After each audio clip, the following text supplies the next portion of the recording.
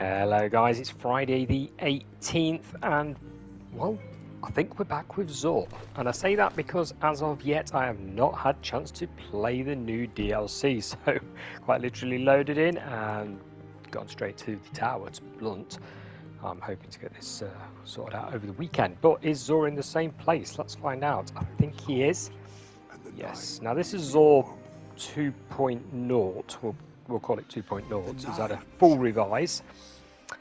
And he will not have specific armor per character. So we're currently on Warlock. The only thing he will have is a sword for the other two, even though they're not actually class specific anymore. And I have already checked them, and the rolls on them aren't very good. So we don't need to focus on those. Okay, things are a little bit different, guys. We got stuff across the top here, exotics. Let's have a look what we've got on his strange offers. Nothing too fantastic by the look of it. Got a sending shard there. Okay. What we got here? We've got some weapons. We will go to the exotics in a minute. Catalysts. We have fighting lion. Yeah, it's all right, but you know, 71 is an awful lot of strange coins for it. It's not bad. Don't get me wrong. It's not a bad catalyst to have. Merciless catalyst. Again, it's not top tier in my opinion, so probably save on that one. Two-tailed fox, interesting rocket launcher. Fires two different rockets at once, void and solar. He's had this quite a lot. It seems to be reoccurring, so it's not a bad rocket launcher, but there is better in the game. It's pretty good. Sort of a 7 out of 10 rocket launcher. Cold Heart. This thing is very, very old. It's a cold fusion powered laser, as it says. Not getting a lot of use at the moment. Doesn't seem to be too popular at the moment. I had a lot of fun with that when it first came out back in the day. So we'll move on. Sweet Business. This is pretty good. It's quite a quirky thing. It's got a large mag, increased hip fire accuracy, and it has payday. Now, it's basically a minigun. Yeah, it's like a small minigun. It's got armor piercing rounds, look. Sustained fire burst, range and rate of fire. It's not a bad one, okay? So if you haven't got this and you're new to the game, maybe get that. It's not too bad. The Hawk Moon. That's the roll on this one. We've got quick draw, no thank you. Smooth grip, yeah, for handling, that's a little bit better. Okay, let's move on. Legendary stuff, what we got here, succession with no, that's not that good. What we got here, Patreon, I've lost. There's mother. Let's have a look at what this has got on it. Precision instrument, cast no shadows, triple tap. Not really, not what you want for that, guys. We've got ignition code here. This weapon can be enhanced, as you can see. And it has picking up heavy ammo, also grants ammo for this weapon. Useful, but it doesn't make the weapon any better. Final blows with this weapon generate class ability energy. Activating your class ability briefly improves this weapon's stability. Again, it's not really a perk for the weapon as such, which is a shame. Reloading this weapon after dealing damage grants the weapon a stacking reload speed. Not very good. So let's move on from ignition code.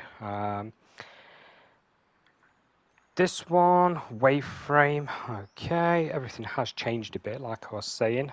You can see for yourself, faster time down the sight's no good, automatically reloads, nah, can do much better than that. Okay, mercurial overreach, I think that's how you pronounce that. Know your limits or your foes will teach them to you. Well, it depends what it's got. We've got elemental capacitor, that's handy. And what else have we got? Slick draw, no guys, no, you can do much better than that. Okay, plug 1.1 has Volt Shot. Reloading this weapon after defeating a target overcharges this weapon for a short period of time, causing it to jolt on its next hit. That's not bad. That's not a bad perk at all to have. It's not god tier, but it's not bad. And here we have well-rounded. Throwing a grenade, hitting a target with charged melee grants a stacking bonus to the weapon's stability, handling, and range. Not terrible. This is the best of the bunch so far. Okay, the sword. Like I have mentioned already, I've checked the swords for the other two characters, and they were very bad rolls. They weren't too good at all. This one's got counterattack, no. Thresh is okay, counterattack not so much. We have memory interdict here. No, because that's got... It's basically a grenade launcher, but it's got unrelenting on it. Rapidly defeating targets triggers health regeneration. Really, you want like a machine gun, heavy machine gun, or something very rapid fire for this to kick in and do its job really, really well. And a grenade launcher, sort of, it is rapid fire, but it hasn't got many slugs, so it's not going to work well with it, if that makes sense. If this was a nice heavy machine gun, that'd be really good, but unfortunately not. Surplus, increased handling, reload speed, stability for each charged ability. Nah, I'm going to move on from that one, guys. And then we have Temptation's Hook, which has bonus handling, no. Paracausal fluid, no.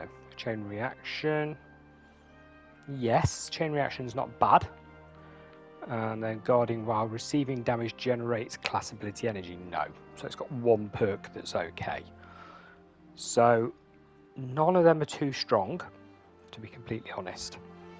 Right, let's go back and look at these. Okay, here we go. We have the Dragon's Shadow, which looks like that. Got a sort of basic oriental type design with the dragons there on the shoulders and everything. Your weapons ready quicker and more stable. Dodging increases this benefit. We also have Star Eater Scales. Pick up orbs of power to overcharge your super. Looks nice.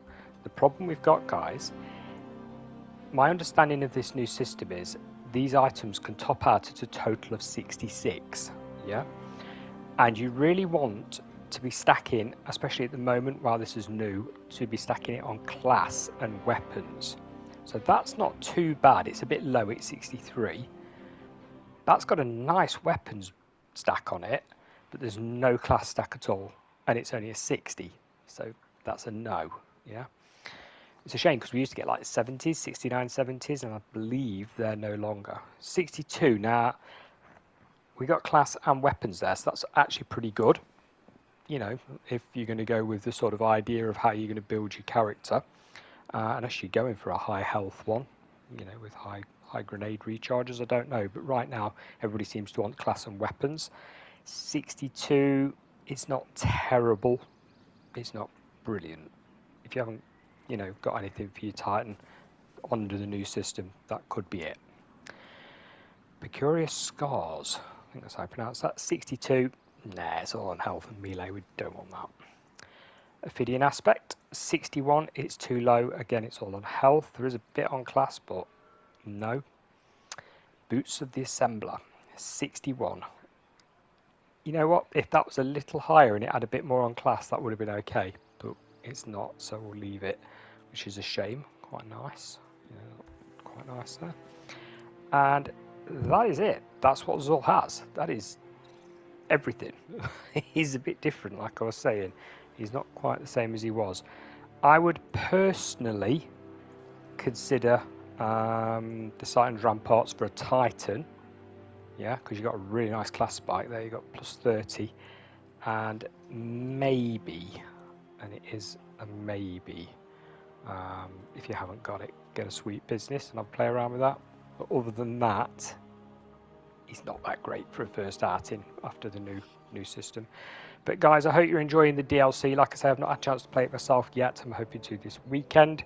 You know, if you think it's good, let me know in the comments. If you think it's bad, let me know in your comments. I'm quite interested to know what people think of this. You know, real players as opposed to press and all the rest of it. Thanks for watching, guys. Catch you again next week. Bye for now.